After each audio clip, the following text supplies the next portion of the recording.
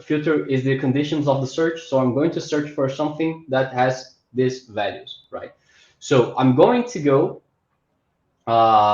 so first of all, I'm going to search in this table, which is the table for the policies. So I'm going to open this, just show you guys.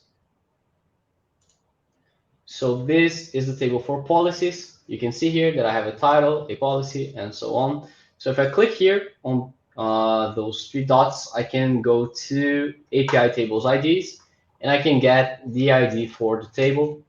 So it's this one, and you can see that if I just paste it, it's the same information. So there, I'm going to search for the record that has the same ID as the one in the record that I'm creating, right? So if it's purchases, I'm going to search in this table for the record that has the same ID as purchases.